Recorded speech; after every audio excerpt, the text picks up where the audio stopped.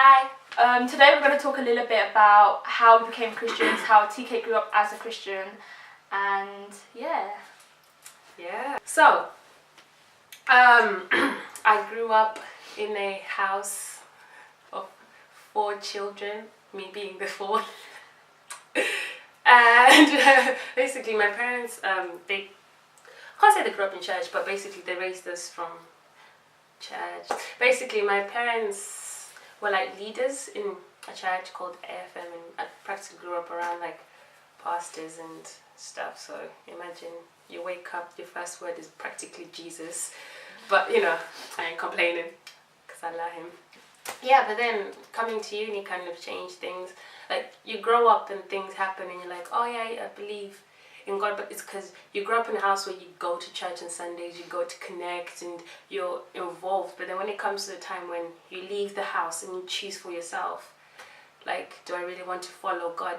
It becomes a different thing because no one is forcing you to go to church. And then it's like, yeah, so uni kind of tested that for me, and then I kind of backslid. Then it's only last year when I decided to be like, you know what, even though with everything that's happened in life, I actually want to pursue God for myself, not for anybody else.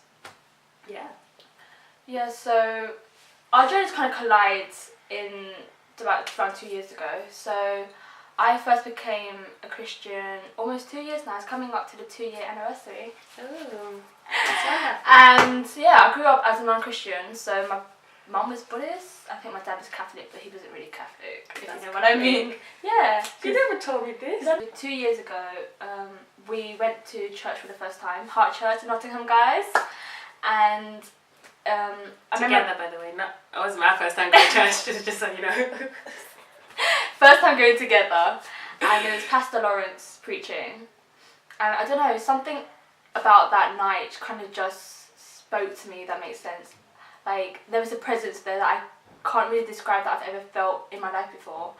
And then at the end of each service, obviously there's the response bit, and then I just converted and became a Christian. That was literally the beginning of the journey, but it hasn't really been an easy journey. You know, I've always wondered, like, what, because growing up in church, right, to me, I don't know what it's like for a newly person to, what does it feel like for you, your first time going to church, and it's like, oh, this God, what does it feel like?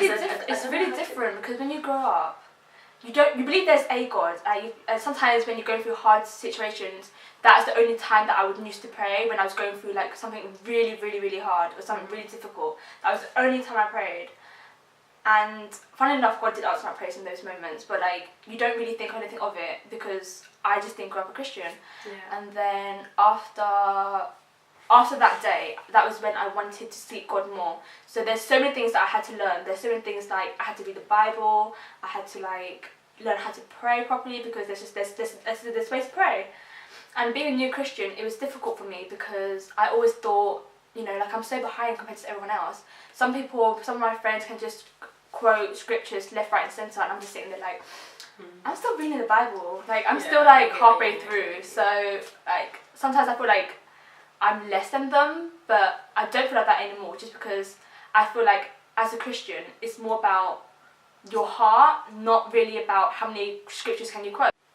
So with my journey, it hasn't always been straightforward. Even after I became a Christian, it was kind of rocky. Sometimes like my faith was up there, sometimes my faith went down here, and I think it wasn't until the beginning of 2016 that my faith was kind of more consistent, because God put me in situations where I had to have faith in order to go through the things I went through.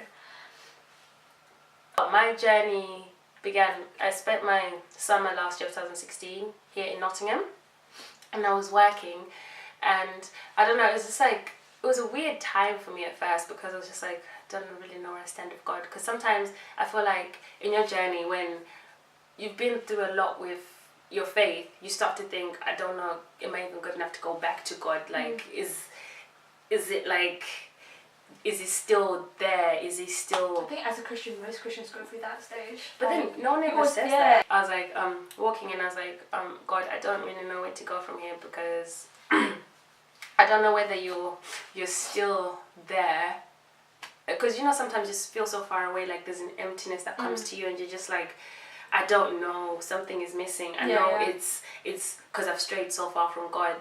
And then I was serving actually at Heart Church. I started in production, and the more I was serving meant I was in church consistently, and because sometimes I'm not gonna lie, I wouldn't go to church, like, you know, when you just like, oh, it's Sunday, Not in the mood today. oh, I'm not in the mood, I'll go next week. But like when I was serving, I was like, I went there on Thursdays and I went there on Sundays and stuff, and it was good because it's like I was serving God, even though there were times when I was doubting that is his presence still near me. I was like, the more I serve, the more I'm like, okay, I am serving somebody, and well, it's not a being, but you know, I'm serving God.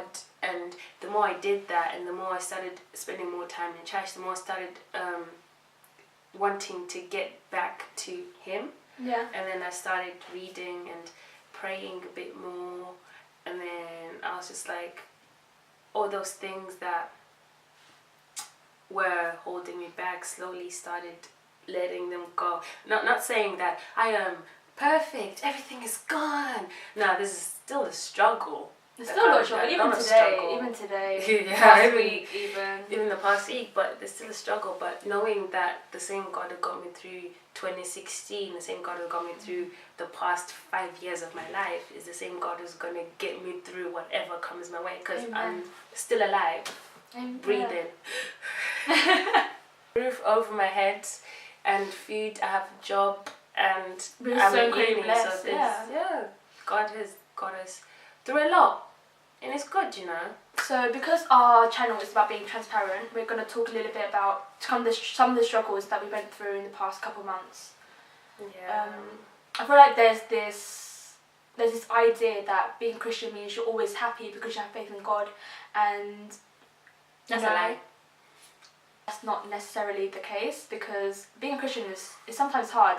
You know, like sometimes it's okay to not be okay, and I've learned that the past few weeks, to be honest, yeah. Because we haven't really been okay, but the truth is, as long as like you're praying, you're reading the Bible, and you admit that you're not okay. Like, there's no point in living in denial, saying everything is fine, I got Jesus on my side. I'm not saying you can't say this. Of course you can say this. You always have Jesus on your side, but sometimes like it might not feel like admit, it. Like, what's it called? They're saying there's this verse that says that there's power in confession.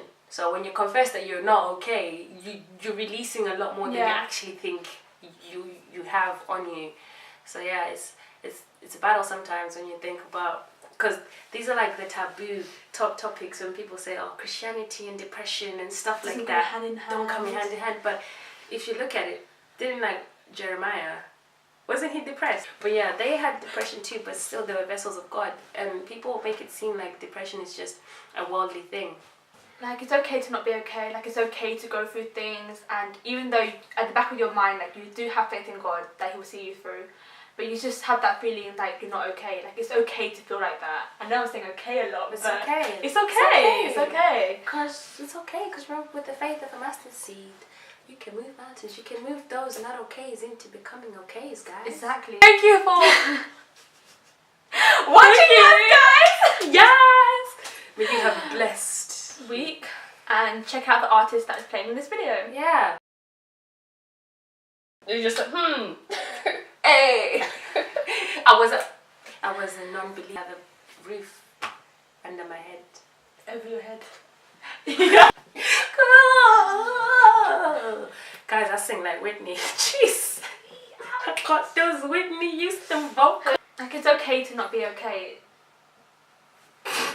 It's okay not to be okay.